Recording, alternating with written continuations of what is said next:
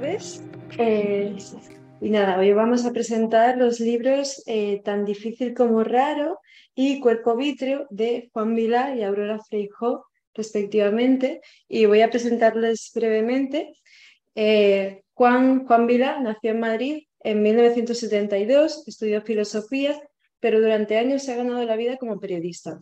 Ha publicado las novelas M, en piel de Zapa, en 2012, El sí de los perros, en piel de Zapa, en 2014, Señorita Google, en Jotdown Books, en 2014, y en Anagrama ha publicado 1980 y Tan difícil como raro, que es la que se presenta hoy, y Aurora Feijoo Corbeira nace en Madrid en 1965, es traductora, editora y profesora de filosofía. Ha publicado el libro de filosofía para niños, Cuidado, Sócrates se acerca, y los ensayos filosóficos perdidos para la literatura y tanta luz, Pasolini. En Anagrama ha publicado las novelas La ternera y Cuerpo vítreo, que es la que se presenta hoy. Traductora de ensayos de Teodicea de Leibniz y El sueño del centauro, conversaciones con Pierpaolo Pasolini de Jean Duclos. Ha participado en el programa Puerta de la Cultura de la Universidad Carlos III de Madrid y en el ciclo Los lunes al círculo del Círculo de Bellas Artes de Madrid. Colaboradora en medios como Boletino Filosófico, Cuadernos de Versaria, Apiron, Tres en Suma y Letras Lacanianas. Actualmente también escribe en la sección Tribuna del diario El País y dirige la editorial Las Migas. Las Migas también son pan. Muchas gracias. Gracias. Muchas gracias. Pues conversamos, Juan. Sí, lo primero explicar un poco qué hacemos aquí, ¿no? O sea, Sí. quiere decir que nos une, que si quieres lo cuentas tú o si... Sí, yo estaba recordando ahora cómo nos hemos conocido, Sí. que es una cena de Anagrama, y además siempre recuerdo que yo estaba muy perdida y tú me hiciste una cobertura muy generosa, así que siempre, y cuando te veo siempre digo, qué bien, ¿no? Qué bien me coges. Sí, Bueno. eso es para empezar. Y bueno, yo creo que nos han traído aquí Anagrama generosamente porque coincidimos en lo filosófico, ¿no? Sí. Bueno, ahí está como un germen y yo creo que por eso vamos a hablar de literatura y filosofía. Eso es. Sí, pues los dos estudiamos filosofía de formas muy distintas, como ahora os vamos a explicar, y los dos hemos acabado publicando novelas, escribiendo novelas. Entonces, por un lado hay un montón de cosas en común, y por otro lado hay muchas divergencias que yo creo que son muy interesantes. Por eso, o sea que... Sí. Entonces... Bueno, yo primero me ha gustado mucho tu libro, que ahora vamos a ver, es verdad, me gusta mucho, me lo mandó Anagrama a casa para esto y dije, qué suerte, estas cosas tan buenas de Anagrama, y luego hablamos de tu libro, claro que sí. Y pues hablamos de cómo sabemos filosofía. Sí, eso sí. Es. Bueno, tú eres de la Complutense. Yo soy de Universidad Complutense. Autónoma y bueno, yo creo que siempre quise estudiar filosofía, ¿no? Casi era un mandato de mi casa estudiar filosofía, lo mejor que se podía estudiar en la vida. Y me fui a la Autónoma y me matriculé allí y llegué, pues no sé, yo creo que la universidad a veces es muy postureo, la de filosofía, me parece, ¿no? Con todo el cariño que tengo a mis compañeros y a mí misma. Y bueno, yo recuerdo que llegué y lo primero que me dieron a leer era el prólogo de la fenomenología del espíritu de Hegel, que hemos estado hablando de Hegel. Y yo dije, Dios mío, no entiendo nada. Yo creo que nadie entendía nada, pero todo el mundo disimulaba un poquito, más o menos, ¿no? Pero bueno, no me desanimé y seguí mis estudios y acabé allí filosofía gratamente, ¿no? Y no sé, ¿y tú? ¿Llegaste ahí? Yo no, fue por una mezcla de muchas cosas. Primero porque no sabía qué hacer, no sabía qué estudiar. Por otro lado, cuando cumplí 17 años, me regalaron una cosa rara, porque además me lo regalaron compañeros del colegio, ¿no? Y me regalaron 3 libros, ¿no? Uno era El guardián entre el centeno, que era como muy apropiado, y además lo tienes que leer con 17 años, ¿no? Aunque luego sea para renegar y tal. Luego me regalaron una biografía de Bob Marley, ¿vale?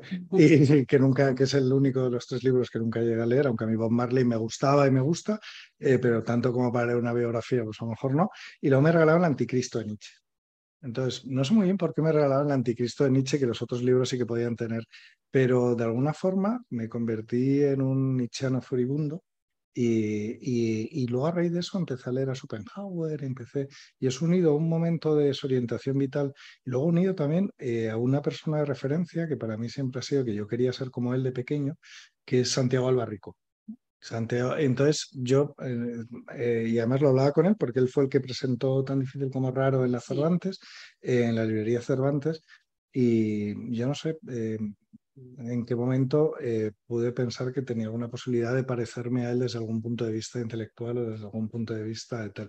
Por supuesto, fue un intento que enseguida lo saboteé yo mismo porque era imposible, y aunque nos seguimos queriendo mucho y tal, y seguimos teniendo mucha relación.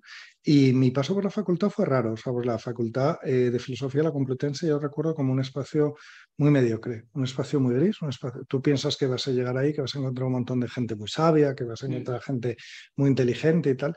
Y yo lo que encontré, por lo menos, era o gente muy pedante, muy pretenciosa y tal, o gente muy, como de poco espíritu, ¿no? O sea, yo siempre digo, y lo cuento en la novela, que mi promoción pasa a la historia porque creó el club deportivo, ¿no? Es verdad que esto Aparece luego en tu libro, ¿no? aparece, sí. A ver, el club deportivo, que eran unos que pintaban en las mesas la alineación, o como se diga, del Real Madrid, y el decano les pagaba las camisetas para que jugaran al fútbol. No, es una cosa absurda. Y sin embargo, allí sí que conocí a determinadas personas, de las que luego hablaremos, que sí que fueron fundamentales en mi vida y que son los protagonistas de este libro. Pero yo me paso por la facultad, lo recuerdo como bastante complicado, como no especialmente grato, al margen de estas personas. Y yo, de hecho, luego ya rompí cualquier relación con la filosofía, y rompí cualquier Claro, tipo de... yo seguí, sin embargo, creo que durante la universidad aprendí pues lo justo, yo me interesaba y sabía que era lo mío y me gustaba, pero no saqué grandes frutos de aquello, ¿no? Grandes frutos de pensamiento, de inquietudes.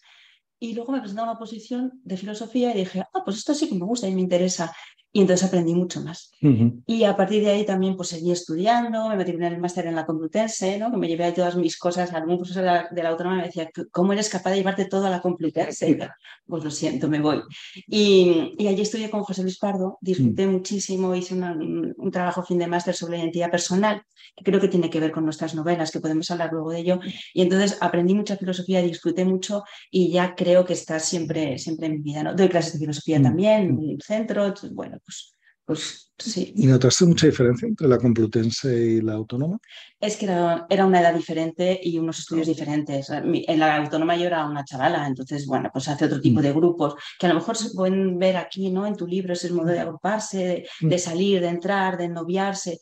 Y en la Complutense era otra cosa. Yo trabajaba con una persona en concreto, hacíamos un trabajo intelectual y es un fin de máster y yo iba sin conocer a nadie, realmente llegaba al despacho, charlábamos, nos íbamos. Entonces, era otra historia. Y el ambiente de la Autónoma, yo hice amigos, que luego casi no hemos seguido, salvo uno o dos, ¿no?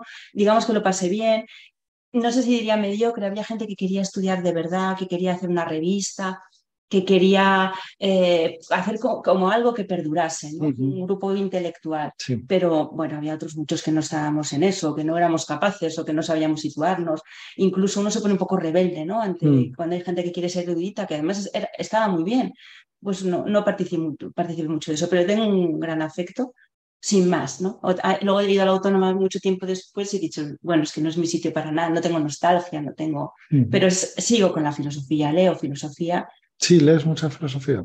Sí, pero cada vez menos. Porque, y podemos hablar de filosofía y literatura, si quieres. Sí, claro. Porque me parece que todo lo que la filosofía quiere decir se gasta y se gasta y habla y habla y habla. Y me he dado cuenta con el tiempo que creo que la literatura lo dice mucho mejor. Que a la filosofía de todas les compete lo mismo, están hablando pues, de las cuestiones realmente existenciales, ontológicas, y que la literatura lo hace mejor. Entonces, casi que he dejado un poco la filosofía, yo creo que es un poco por eso, ¿no? No lo sé. No sé, yo, o sea, creo que son cosas distintas, ¿no?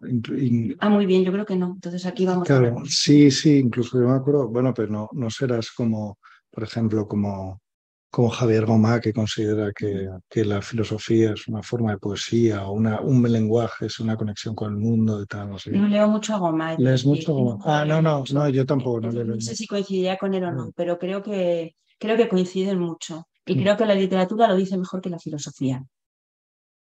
No sé. No sé, yo fíjate, yo soy aquí el antifilósofo, de alguna forma, pero creo que son cosas distintas y a mí el principal problema que tengo yo con la filosofía es la falsa filosofía o la pedantería o no sé qué, pero cuando hay filosofía de verdad y cuando ves un destello de verdad es completamente distinto y la literatura es otra cosa, ¿no? Es Bueno, yo creo que vamos a hablar de la buena filosofía. Sí, no, sí, pero quiero decir, pero es un poco, o sea, es el mito y el logos, ¿no? O sea, el paso del mito al logos y tal. Y lo que sí que creo es que la literatura, o sea, que todos de alguna forma, no necesariamente vinculado con la literatura, pero sí, todos seguimos pensando en términos de mitos, ¿no? Porque somos humanos y porque somos seres, no somos, yo no creo que seamos seres racionales, o sea, muy escasamente racionales, muy limitadamente racionales, pero creo que sí que todos seguimos pensando en términos de narraciones, ¿no? Y todos seguimos pues por eso somos capaces de aguantar aguantar una campaña electoral, o por eso somos capaces de aguantar nuestra propia vida, por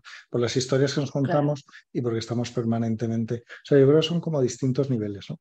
Es que yo coincido completamente contigo en eso, porque o Mm, sea, hacemos narraciones y somos narraciones, ¿no? Y además, sí, para sostenernos, casi creo que has dicho esa mm, palabra incluso, ¿no? Claro, totalmente, sí. claro. Mira, yo cuando empecé a estudiar más profundamente filosofía, que de verdad me interesaba, empecé a estudiar la identidad personal, ¿no? Entonces, pues haces el recorrido. La identidad personal es la memoria, la identidad personal son los recuerdos, es la mente, es no sé qué. Y de repente encontré un concepto y dije, claro, esto es, la identidad personal es una identidad narrativa. Mm, Es decir, nuestra identidad consiste en la narración que nosotros hacemos de nosotros mismos, mm, ¿no? Claro, entonces, ¿qué narración hacemos?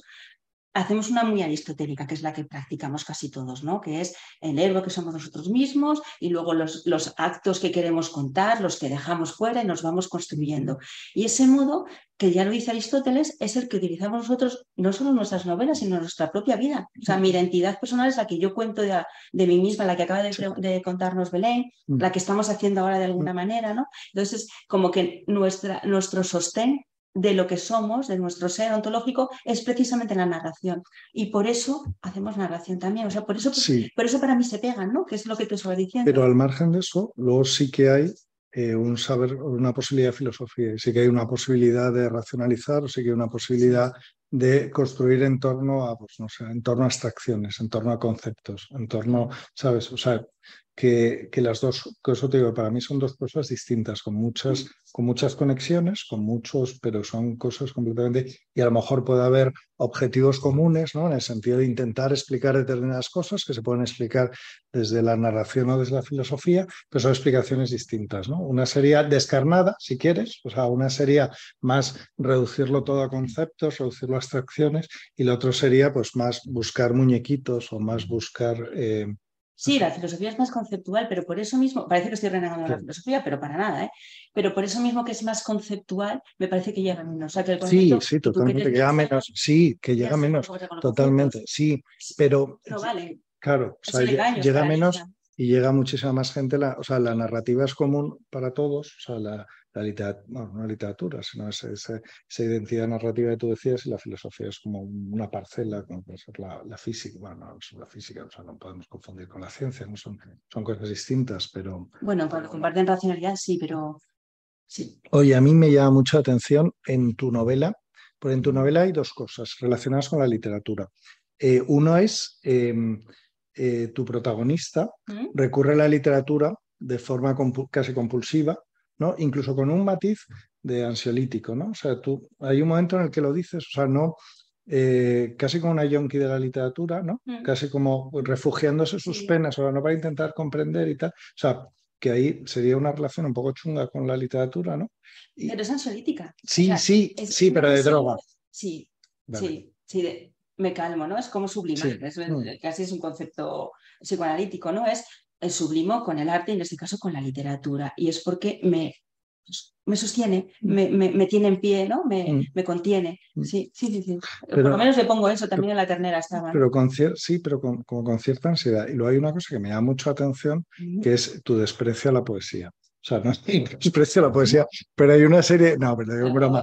Hay Sí. una serie en la novela de Aurora, no os he contado, aparte de una novela estupenda que a mí, os iba a decir que me gustó mucho, pero no, hizo algo mejor que gustarme mucho, que es, me hizo sufrir muchísimo, porque es la historia de una mujer que está sometida a tres crisis simultáneas, ¿no? Por un lado tiene una relación con un amante que le da muy mala vida, por otro lado ella tiene un problema de salud, que se está empezando a quedar ciega, y por otro lado su madre se está muriendo, ¿no?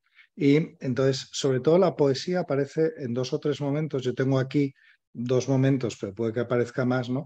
Y entonces, siempre referida al amante, como si el amante fuera algo así como no sé, como un vendemotos, como si fuera un... Y entonces dices, por ejemplo, cosas como, él engrandece todo aquello diciendo que es un hombre de instantes, la poesía para calmar la basura.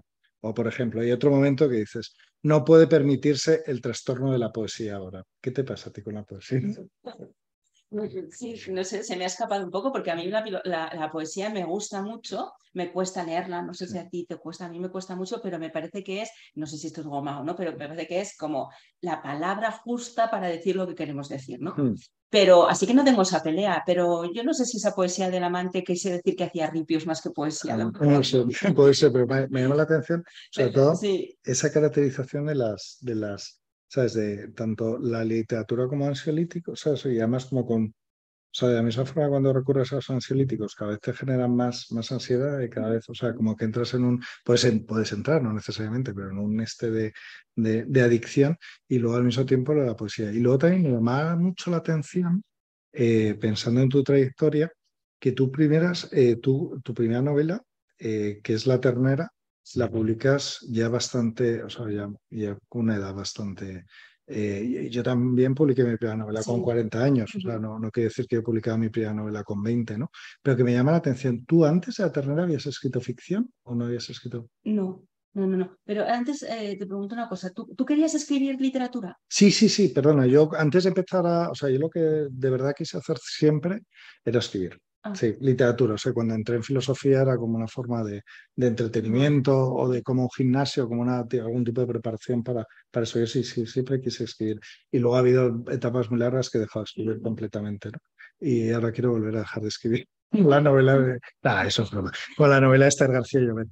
Pero eso, ¿tú habías escrito antes o no? yo no, ficción nunca había escrito filosofía, he Mm. escrito ensayo de filosofía y que es de alguna manera es más fácil porque estás muy agarrado, cuando investigas estás agarrado a todo lo que dicen aquellos que estás investigando, con lo cual tú no te pones mucho en juego, o sea, te pones porque al fin y al cabo defiendes una tesis, ¿no? Sí. Yo defiendo que nuestra identidad personal es una identidad narrativa y literaria, esa era mi tesis, vale, pero yo me sujeto aquí en todos los autores en los que estoy leyendo, pero escribir literatura es saltar a otro sitio, estás tú solo, no vas a estar a hacer un compendio de una recolección de autores, ¿no? No es exactamente eso. Entonces escribía disfrutando mucho, haciendo esa investigación que es muy de biblioteca, que me gustaba mucho, muy agarrada. Y esto apareció, de verdad no sé muy bien cómo, porque yo no pensaba escribir literatura, me veía escribiendo mucho más ensayo y ahora me veo escribiendo literatura y no ensayo. Entonces la ternera apareció así un poco, me sorprendió a mí misma, que me hiciera. Y sí, con bastantes años, desde luego. Sí. Eso que me da la atención. Y tu libro, que yo no sé, te decía, cuando hablamos un poquito, ¿no? Sí. Que me parece una historia de un derrumbe. No, son de muchos derrumbes. O sea, quiero decir que es la historia de un grupo de estudiantes de filosofía, una historia autobiográfica, o sea, de mis amigos de la facultad, de hecho, ¿no? Sobre Con todo. sus nombres, Sí, dos por lo menos, otros Sí. no. Pero Roberto, sí, Roberto, que era mi mejor amigo que se suicidó en el 2000, y Ana, que fue mi pareja durante muchos años y que, bueno, pues entró en una espiral autodestructiva bueno, y una serie de trastornos psiquiátricos. Los dos, ¿no? Aparecen más, pero son los Claro, ejes sí, fundamentales, son los ¿no? ejes y aparecen más y tal, ¿no? Entonces, pues eso, el plantearte cómo la gente tan inteligente, de hecho, el título original era, o sea, yo quería titular Los filósofos gilipollas, ¿no? Sí. Lo que pasa es porque, o sea, es como gente muy lista que no sabe vivir, ¿no? O sea, gente muy lista que sin embargo tiene una capacidad para hacerse daño y para destruirse. Lo que pasa es que los filósofos gilipollas suena paródico, suena como una novela de risa, ¿no? ¿Sabes? O sea, Sí. como que se van, como una película esta del gordo y el flaco. Sí, me dijiste que ya estabas acabando la novela. Sí. El título y yo no lo entendí bien. Dije, Claro. ¿qué título? Además me pareció eso, que iba a ser un poco satírico, una Eso cosa es. así. Y realmente has hecho bien en poner ¿no? Yo creo. Sí. Y sí quería preguntarte eso, ¿por qué los filósofos gilipollas? Pero Por eso, claro. pues no sabían vivir. Y gente tan potente que aparece en tu libro es. y tan destruida. Y luego tan difícil como raro es el final de la ética de Spinoza, ¿no? Es, cuando él habla de la salvación, a mí Spinoza es un... Yo lo descubrí muy tarde y lo descubrí muy mal. O sea, yo a pesar de mi mala relación con la Universidad Complutense y con la Facultad de Filosofía, Luego hubo un momento en el que tuve una especie de síndrome de Estocolmo, ¿no? Y me apunté a cursos de doctorado. Y en esos cursos de doctorado tuve un curso de Spinoza que lo daba Albiac, ¿no? Y que Albiac explicando, a lo mejor otras cosas no, pero explicando Spinoza es muy bueno, ¿no? Y tan difícil como raro, pues justo el final de la ética de Spinoza, ¿no? Que cuando habla de la salvación, ¿no? O sea, él se pasa toda la ética, pues analizando que el hombre está absolutamente determinado por las servidumbres de sus pasiones y tal, no sé qué, y al final acaba diciendo que el sabio es el único que puede salvarse, porque es el único que tiene la capacidad de autodeterminarse a sí mismo, un poco de manejar las circunstancias y tal, pero que esa salvación es tan difícil, viene a decir como que es algo excelso y lo excelso es todo tan difícil como raro, ¿no?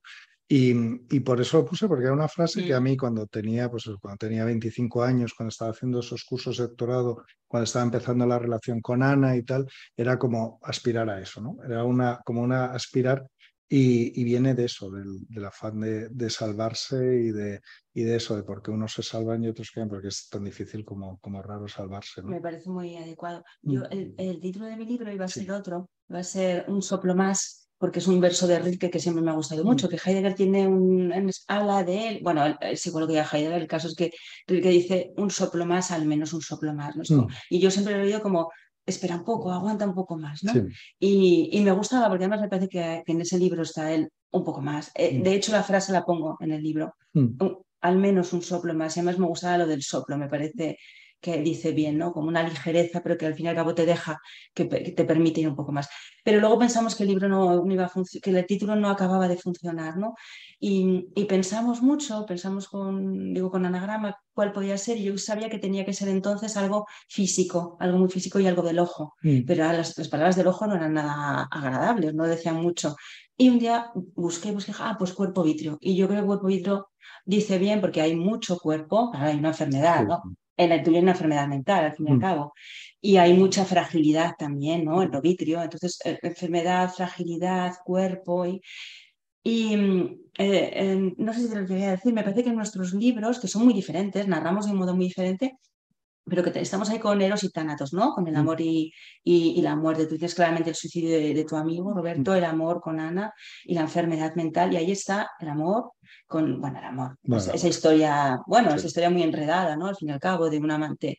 Está la muerte de una madre y está la enfermedad, el miedo a una enfermedad, ¿no? Entonces, qué modos tan diferentes de narrar, pero estamos narrando. Alguna vez el otro día en una entrevista me preguntaban, digo, yo creo que es un libro que habla de algo ontológico, pues que, ¿cómo no? Por eso digo que cuando la literatura y la filosofía se encuentran, pues es que de qué otra cosa vamos a hablar, si no, ¿no? A mí me gustó mucho el título además te lo decía, el título de Cuerpo Vítreo me parece un título muy bonito, me parece un título, a mí me remitía a Licenciado Vidriera, ¿no? Que el Licenciado Vidriera es una novela ejemplar de Cervantes, que para mí es una de mis preferidas porque me identifico mucho.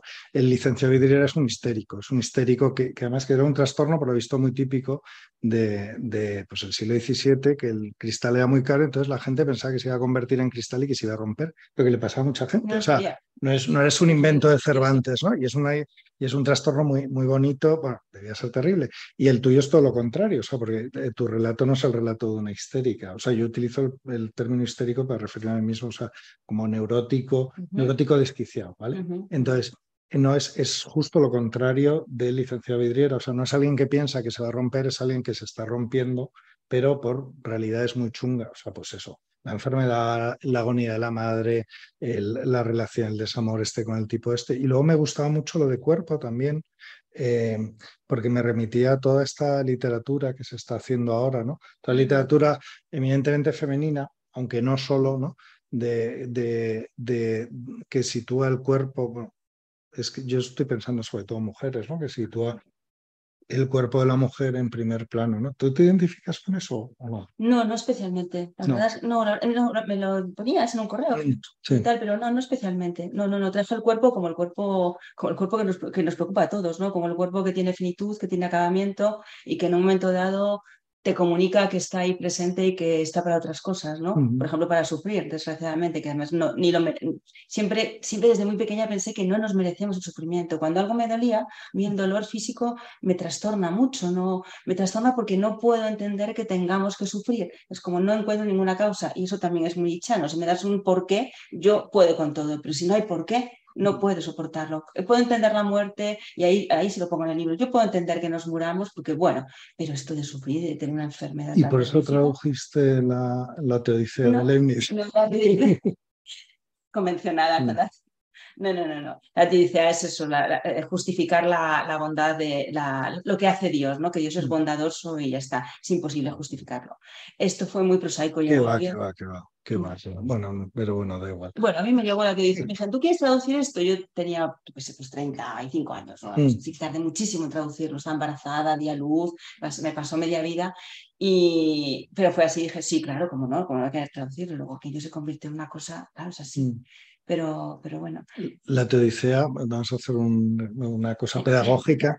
La teodicea es la rama de la filosofía que intenta explicar el mal en el mundo, la existencia del mal en el mundo, vamos, más que la filosofía, la teología, ¿no? Yo creo que. Sí. Y Leibniz es muy famoso porque su explicación sobre la existencia del mal en el mundo es que es esta frase de el mejor de los mundos posibles. Es como todo es una mierda, pero bueno, vivimos el mejor de los mundos Que posibles, ¿no? luego Voltaire escribe el Cándido, que se Eso es, ríe, ¿no? Es claro. Cándido, que le pasan todo tipo de desgracias, pero dice, pero no pasa nada porque este es el mejor de los mundos Claro. posibles. Y le pasan las cosas más terroríficas del mundo, ¿no? Mm. Sí. Pues sí, los cuerpos. O sea, las tres historias Sí. tuyas están absolutamente Mira, atravesadas por el cuerpo. sí, lo que hay en el cuerpo es que ella tiene un episodio de vértigos, y eso sí que es autobiográfico. En pandemia yo tuve un episodio de vértigos y sucedió una cosa, bueno, leído con el tiempo, dije que esto es muy filosófico, porque todo eso que estudiamos en filosofía del conocimiento, yo conozco por los sentidos, que yo siempre he despreciado mucho eso, ¿no? El conocimiento por los sentidos, vale, ya lo sabemos, pero luego está el conocimiento este intelectual. Y de repente, cuando te fallan los sentidos, el mundo se trastorna. Mm. El espacio y el tiempo, que son como unas coordenadas seguras, se tambalean absolutamente. Y cuando yo tuve vértigos, lo que me produjo mucha angustia es que efectivamente mis sentidos me informaban mal de las cosas. Y eso supuso una angustia terrible. Y a partir de ahí fue cuando yo empecé a escribir Cuerpo Vitrio. Ujú. Porque no sabía si iba a escribir más, no es que no tuviese intención, porque me gustó estar en Anagrama, que me publicasen. Dije, pero qué maravilla. No sabía si iba a seguir escribiendo literatura. Pero apareció ahí eso, ¿no? Ujú. Empezó ahí como un coágulo a formarse y apareció por eso. Apareció porque porque había mucho cuerpo. Había Ujú. mucho cuerpo, ¿no? Oye, te preguntaba antes de empezar que cuánto tenía tu cuerpo vítreo de autobiográfico. Me decías que solamente la parte de los vértigos. Sí, siempre hay más cosas, ¿no? También en la ternera, pero yo siempre disimulo un poco, digo, no, hay un poco de todo. Están los vértigos muy marcados y luego, bueno, hay más cosas ficcionadas, ¿no? Pero bueno, está claro, mi madre y algunas cosas. Mm. Pero bueno, en este caso para mí, que yo sé que para ti sí, ahora me cuentas por qué escribes tan... O sea, yo disimulo, tampoco quiero poner muchas cosas y tengo como, no es pudor, es como cierta necesidad de privacidad, ¿no? Mm. Y a mí en tu libro me llamó mucho la atención que tú cuentas mucho con nombre, te pones muy a juego, ¿no? Sí, lo que pasa es que es algo o sea, desde mi primera novela hasta ahora se va imponiendo, ¿no? Se va imponiendo era un discurso cada vez más pegado a mí, o sea, y más autobiográfico y más. Yo tengo 5 novelas publicadas, pero luego tengo 2 sin publicar, en las Ujú. cuales no intentaba hablar para nada de mí, ¿no? Y eran por supuesto una mierda absoluta, ¿no? No vas a hablar de cosas que no tienen ninguna relación contigo, ¿no? Entonces, luego ya fui acercándome poco más de una forma bastante pudorosa, porque yo, aunque escribo de una forma muy impúdica, luego soy bastante púdico, igual que soy majo en las cenas de Anagrama y tal, aunque pues escribir un poco en la vida real intento ser majo y educado y pudoroso, pero ya te digo que se me ha ido imponiendo, ¿no? Se me ha ido imponiendo y se fueron volviendo cada vez más autobiográficas las cosas que escribía. Y o sea, El cielo de los perros era una novela en clave, o sea, Sí. pues eso, donde partía de hechos reales, pero cambiaba algunos nombres y tal, pero cualquier persona del entorno hubiera podido reconocer a esos personajes. Si yo tuve Google, era la primera que era autobiográfica, y luego ya en 1980 y tan difícil como raro son autobiográficas. El problema del autobiográfico no es que lo que te expongas tú, porque además tú lo controlas, ¿no? El problema es lo que expones a los demás, ¿no? Y el problema es exponer, pues en 1980 a mi familia y aquí a algunas personas a las que has querido mucho y que han acabado muy mal o que están muy tocadas. ¿Pides permiso cuando Sí, escribes? a mi familia no. En 1980 yo no les di el manuscrito. Tenía que entregárselo a Anagrama la versión definitiva el lunes y se lo entregué un viernes y dije, no os permito cambiar nada, leerlo y tal. Y en cambio aquí sí que pedí permiso a tanto a la familia de Roberto como a Ana. Les pedí permiso a los dos y los dos fueron muy generosos conmigo y los dos me lo dieron. Y no sé si te oigo hablar que hablas como una justicia que sucede en el libro. No, pero o sea, yo a veces hablaba del hecho de escribir como escribir es una cosa muy rara, ¿no? Y escribir es una cosa, además, a mí por lo menos me cuesta mucho, ¿no? O sea, a mí no me divierte escribir. Bueno, cuando estás escribiendo bien y cuando funciona es fantástico y cuando las cosas salen está muy bien. Pero para que esas cosas salgan o las veces que sale frente a las cosas que no salen, entonces tiene que haber un motivo muy poderoso que te lleve a escribir. Y en mi caso muchas veces es el afán de venganza, ¿no? El afán de venganza o el afán de ajustar cuentas o el afán de... Pero ojo, porque ajustar cuentas también, o sea, mis primeras novelas podían ser muy agresivas, o podían ser muy bestias, o podían ser muy... Pero a partir sobre todo de 1980, ese ajustar cuentas se convierte en que a lo mejor el que le toca pagar las cuentas es a ti. ¿Sabes? O sea, donde también tienes que reconocer una serie de deudas y donde también tienes que reconocer una serie pues eso, de cosas que no hiciste bien en tu momento. O sea, no solo los demás tienen la culpa, sino que tú también la cagaste determinadas cosas, hiciste Sí, determinadas cosas. es como que cada uno encuentre su sitio, ¿no? Al Eso final, es eso. Es Y como queda todo encajado. Por eso te decía, me recordaba la sentencia de Anaximandro, pero es que la sentencia de Anaximandro yo no la he entendido nunca. Que es como que cada cosa, el logos hace para que las culpas paguen y tal y cual, ¿no? Que esa es la frase, yo creo, filosófica más interpretada. Y acabé tu libro y me vino eso a la cabeza, ¿no? Es como que cada uno pague en el sentido más generoso, ¿no? Pero cada uno encuentra su sitio. Y tu libro acaba así, además, acaba un poco como estando en paz. Yo creo que las últimas páginas son ahora, no, es una reflexión ya como alejada de todo lo que ha pasado. Y por lo menos el intento, ¿no? El intento de es... eso, de reivindicar a determinadas personas, reivindicar y también de celebrarlos, ¿no? Y además una celebración, yo lo mucho con esta novela, aunque sea muy dura, o que sea, aunque relate cosas bastante tristes, pero sí que hay un afán de celebración y un afán, pues celebrarlo fácil, ni un afán nichano, celebración, ¿no? O sea, celebración de la tragedia, ¿no? Celebración entre las tumbas y entre los muertos, ¿no? Claro. Celebración de lo perdido porque lo tuviste, ¿no? Y porque aún después de perderlo sigue siendo importante y aunque ya no estén, le sigues queriendo, algo así, ¿sabes? Y celebración. Bueno, es que hay mucho amor en este libro. Sí, hay demasiado. Y tú tienes un rápido, eres como sentencioso a veces, pero hay mucha ternura en este amor por tus personajes, que no son personajes además, claro. Y luego está la enfermedad mental. Sí. Hay como una desesperación de es imposible abordarla. Son años, pasan cosas, se intenta, digo, con Ana, tu amor de entonces, y cómo no se puede acceder a ello. Yo creo que hay un cuerpo vítreo, está la enfermedad de ella porque está enajenada, con la enfermedad está enajenada, está llena de angustia, desesperada con su posible enfermedad y como también no puede separarse de ello, ¿no? La angustia es como un sumidero, ¿no? Me arrastra hasta lo más profundo. Entonces, esa imposibilidad, ¿no? de curar a Ana. En este caso, ¿no? A mí me llama mucho la atención porque hay una cosa que tú hablabas antes de las escenas estas de anagrama y yo te asocio con Lacan. Claro, no me extraña. Tú eres lacaniana, ¿no? Es que mira, en mi casa Lacan era como un invitado más a la mesa. Mi madre era psicoanalista, era freudiana, en el momento dado ella dijo, no, ahora hay que ser lacaniano. Mi madre era una gallega poetisa estupenda, poeta. Y Lacan era, o sea, es que si no sabías quién era Lacan, ¿pero qué me estás contando? O En sea, esta casa somos freudianos lacanianos. es autobiográfica la frase que dice, es que esa frase que dije, su madre era, sí, su madre era lacaniana. Lacaniana. Sí, Es que no, eso es autobiográfica. entonces todo había, yo luego me encontré en la vida que había gente que no sabía psicoanálisis y yo decía, pero ¿cómo es posible? O sea, no saben de qué va la vida. Luego ya me di cuenta que no, que la vida va de muchas más cosas, pero sí era muy estructural en mi casa. Además, mi hermana es psicoanalista, mi cuñado es psicoanalista, ella está en una terapia psicoanalítica también, en varias, ¿no? Por eso pero les pegas un palo considerable, ¿no? Al Sí, psicoanálisis. sí, también. Hay tres momentos de crítica, vamos, Sí, además bastante duros. A ver si sí, lo sí, tengo sí. por aquí, porque Sí, hay una que es era como la cola del pescado, ¿no? Están todos sí, ¿no? Y esperando. está, sí, ¿no? Hay varios momentos de crítica furibunda contra. O sea, la novela es una novela como.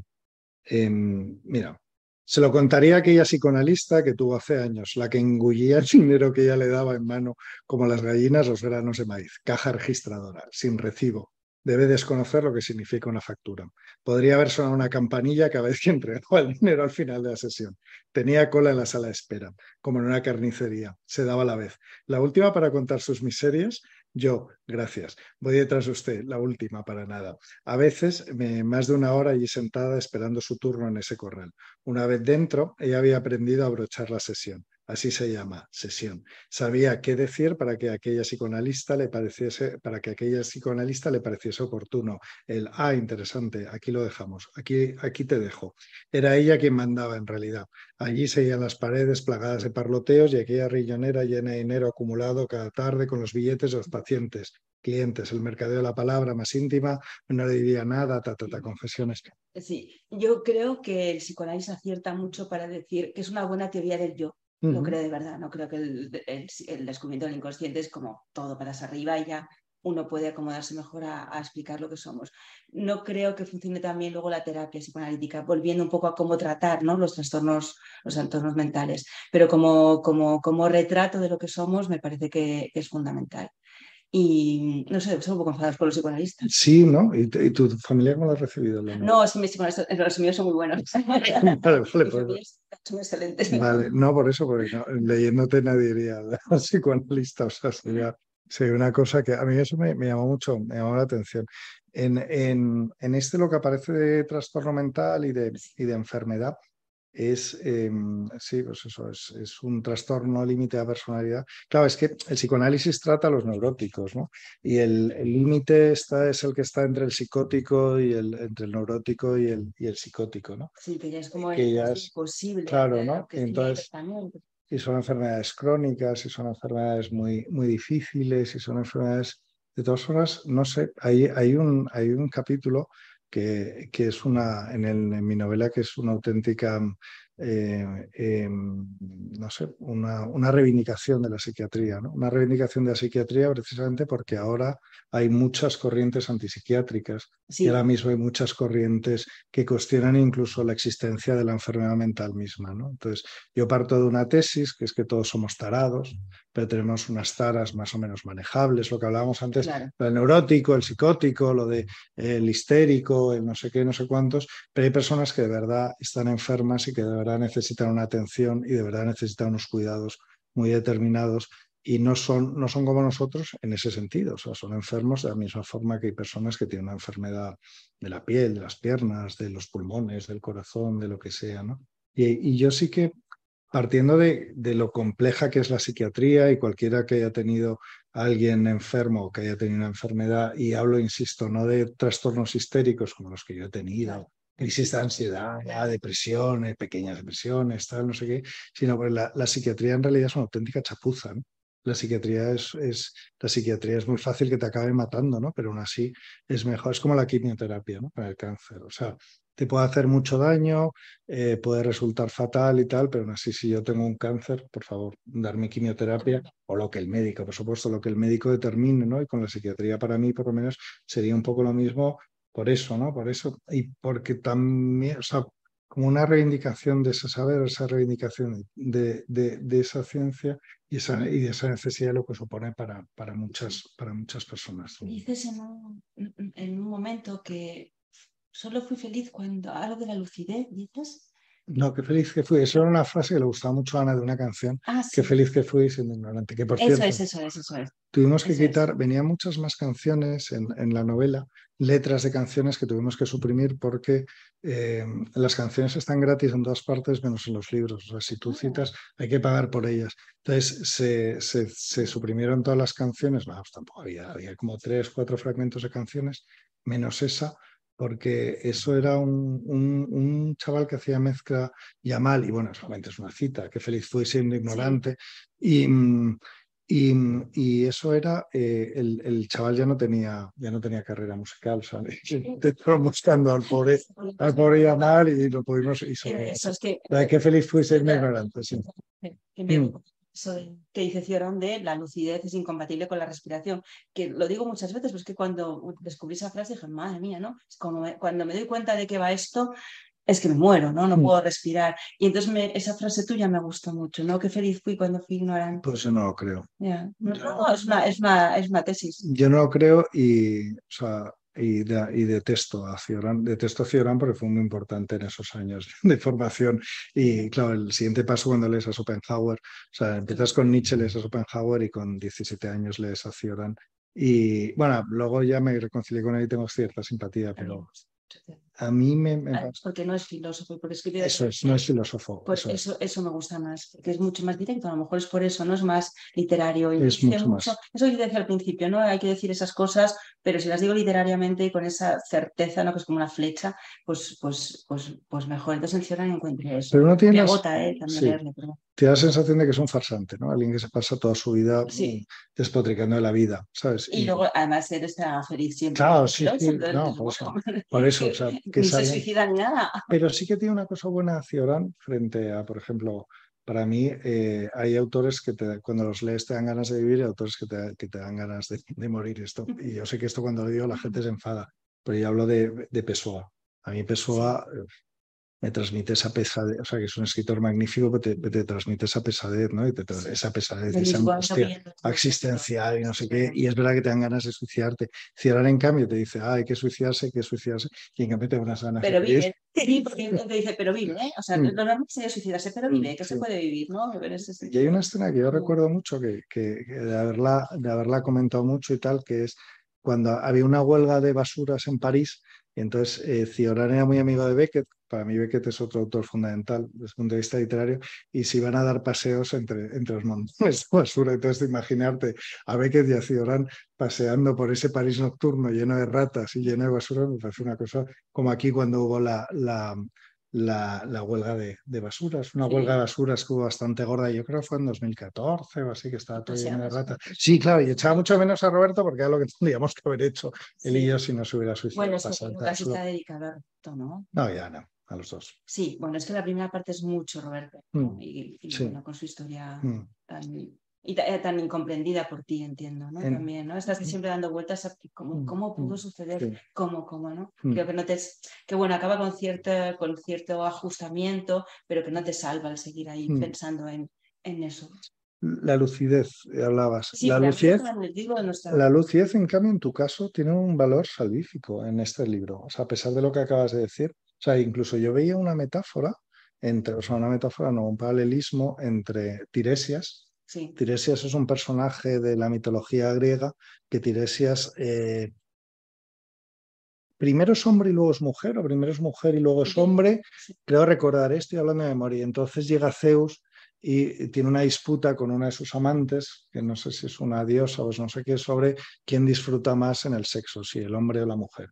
Y entonces Tiresias, que es el único que ha sido hombre y mujer al mismo tiempo, dice que la mujer, y Zeus se enfada mucho y le ciega. Pero al mismo tiempo la amante de Zeus le premia y le da el don de la evidencia, ¿no?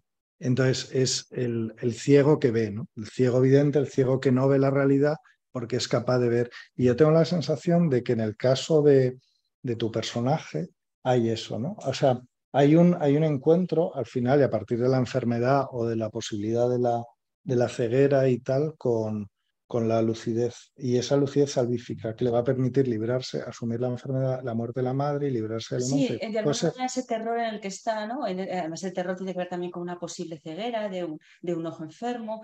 Efectivamente, además se dice muchas veces, es que estoy viendo más que nunca, ¿no? Puedo ver a este amante, puede haber esa putrefacción de este amante, ¿no? Que yo he leído bastante cuando escribía esto, tanto a Panero como a Emily Dickinson, porque los encontraba tan siendo diferentes, tan hermanados, porque los dos hablan mucho de la muerte, pero Dickinson es como acariciando las colinas, las abejas, los pájaros, y sin embargo está siempre diciendo, y me voy a morir. Y Panero está en los sepulcros, está como retorciéndose en las tumbas, en las flores secas. Y yo creo que ahí están, que están ahí los dos. Y ella le aparece esa lucidez, no estoy viendo la muerte.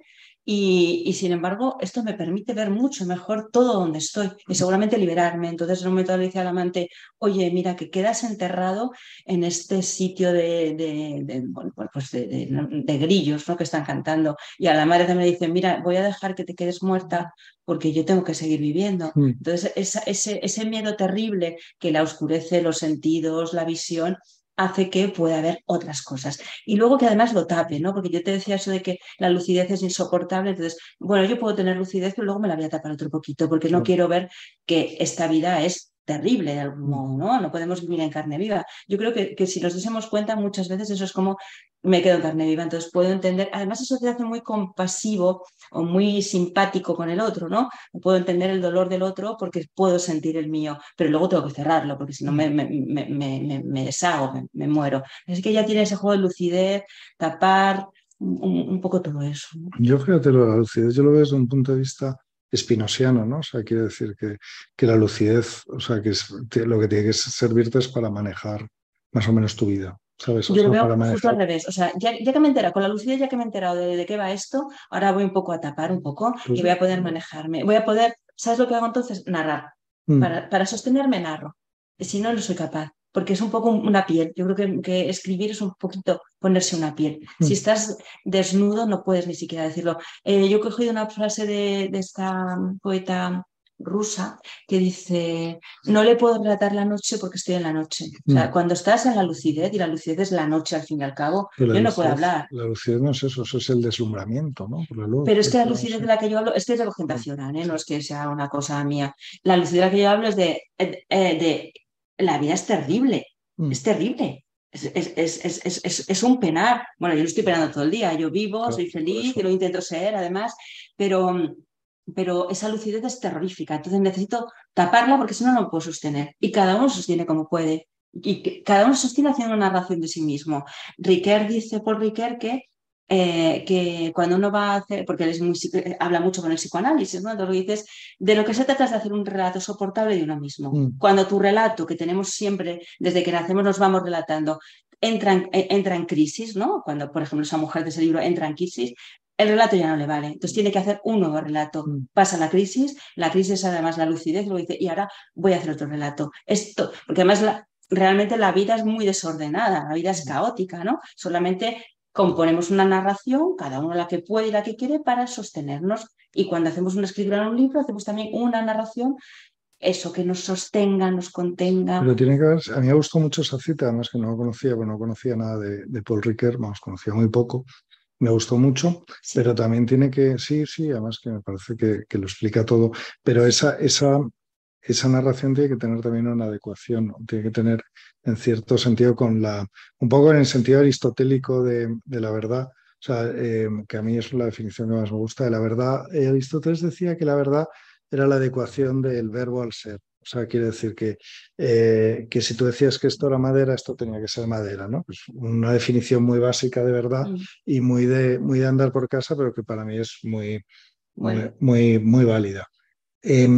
Ese relato del que hablas tiene que tener también cierta adecuación con la realidad. Quiero decir, yo no me puedo contar a mí mismo que soy un perro o que soy Superman, ¿no? No, porque es un delirio. Claro, por eso. Sí, pero yo creo que más que ese entender lo que hay o entender el ser de modo objetivo, como qué es lo que hay, lo adecuo, ¿no? Yo creo que hay que también cuestionar qué es lo que hay, qué es lo que hay. Lo que hay es algo muy caótico. Yo creo que hay un desorden absoluto, pero como humanos que somos tenemos que poner un orden porque si no es insoportable. Entonces podemos traer el orden básico que es el de Kant, que dice espacio-tiempo. Venga, vale, esto ya me sitúa un poco. Y a partir de ahí además poner otros ítems para poder sostenernos. Pero es que yo no creo que haya... Ahí yo no soy nada aristotélica, no creo que haya una adecuación, ¿no? Entender la verdad como una adecuación de lo que digo a lo que hay. Es que no sé lo que hay. Creo que lo que hay es mucho desfondamiento. Y ni siquiera desde un punto de vista, o sea, ya no ontológico, sino, o sea, esa definición de Paul Ricoeur, ese relato que te cuentas a ti mismo, ¿no tiene que tener por lo menos cierta validación social?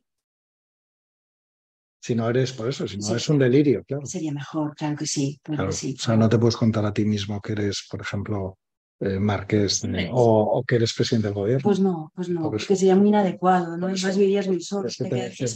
Nadie quiere estar solo en el mundo, ¿no? No, pero él lo dice cuando alguien se desestructura, ¿no? Y va al psicoanalista, que ahí está, es como, venga, vamos a componer otro relato. Vamos a componer uno que tiene que ver contigo, que tiene que ver contigo, evidentemente, y con tu historia, pero vamos a colocar la historia un poco de otra manera, porque a lo mejor la historia tiene, hombre, él lo que está diciendo es que hay una historia que corresponde más a lo que somos que otros, pero a lo mejor cabría decir que no hay ninguna que nos corresponda más, pues, o sea, que podemos hacer cada uno de nosotros mismos. Muy bien. Quizá.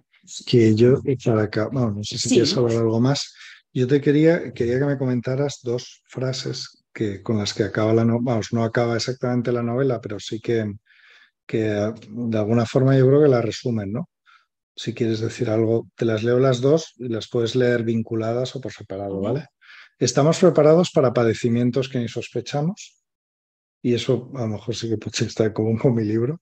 Y luego en la oración a mi madre, que se llama el libro Oración a mi madre, que dice, voy a preferir vivir. Bueno, yo creo que preparados para padecimientos insoportables, ¿no? Yo creo que los hemos hablado tú con todo el periplo que das en torno a ese sufrimiento que tienes en torno a la gente que has querido y que has sufrido, y yo con esa pseudoficción que he puesto, ¿no? ¿Hasta dónde podemos soportar? ¿Hasta dónde podemos sufrir? ¿Cómo alguien puede soportar la enfermedad mental de un amor, el suicidio de un amigo íntimo? ¿Cómo alguien puede soportar la posibilidad de una ceguera? Pues se soporta, o no, o Roberto no lo soporta, ¿no? Se suicida, no, pero no hay ninguna grandeza en no soportarlo. ¿Sabes? Que es, por ejemplo, que es una cosa que no hay una grandeza. En no soportarlo. No, o sea, la grandeza, vamos, grandeza tampoco. No lo sé. O sea, yo creo que estamos hechos para sobrevivir. O sea, y que es eso, que efectivamente lo que tú dices. Juan Marja dice sobre muriendo. Pues esta frase que tú dices, estamos preparados para padecimientos que ni sospechamos, yo estoy absolutamente de acuerdo. Sí. Que nunca sabes cuál va a ser el que te va a romper, ¿no? Que nunca sabes cuál, pero que sí que estamos hechos para, o sea, y que sí, que evidentemente te puede romper en cualquier momento, pero que no hay grandeza, ¿no? O sea, que mola más la otra frase que decías tú, la de voy a preferir vivir, ¿sabes? Claro, o sea, claro, en una situación neurótica, ¿no? No tanto... O real. Neurótica o real, quiero decir, enfrentándote a cualquiera de estos padecimientos. Sí, cuando yo neurótica casi es la más normal, sí. ¿No? Enfrentarse es, bueno, también está la voluntad de cada uno. Voy a apostar por vivir, entonces voy a poder salir de todo eso. Tú también apuestas así, ¿no? Sí, no, por eso son dos frases. Y cuando acabas el libro es como, vale, ya está, he puesto ese orden, he puesto esa justicia y ahora yo voy a vivir y sigo viviendo, ¿no? Yo he de decir que tu libro me ha penado mucho. Y además te escribí y dije, mira, me han dado ganas de llorar, no voy a llorar porque no quiero. Llora, pero... eso es un privilegio. No, privilegio.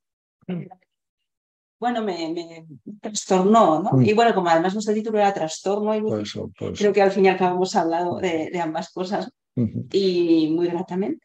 Sí, que abrimos turno. Claro. Si alguien quiere decir algo, si alguien quiere preguntar algo, si alguien quiere... Y si no, nos vamos. A mí me parece que está una charla muy interesante y hay esta frase que decís de hay un poeta americano muy joven que dice, a pesar de todo he decidido vivir. Claro. De Ocean Vuong. Dices, a pesar de todo he decidido vivir. O sea, yo creo, y otra cosa muy interesante es la diferencia, yo creo, entre psicoanálisis y psiquiatría. No tiene en absoluto nada que ver. O sea, que eso está bien delimitado. Las enfermedades mentales tienen un tratamiento que muchas veces se tiene éxito y otro en absoluto, y el psicoanálisis va por otro camino. Sí, yo creo que yo traigo el psicoanálisis y Juan la psiquiatría. Más que la neurotización que se presenta en la vida, que hay en la vida de... Sí. O sea, bueno, todo lo que habéis dicho está muy interesante Sí, creo que el libro merece la pena leer. Muchas gracias. Muchas gracias. Y hemos apostado por vivir ambos. Sí, no, sí, por supuesto. De momento sí. Sí. Todo es provisional, todo es provisional.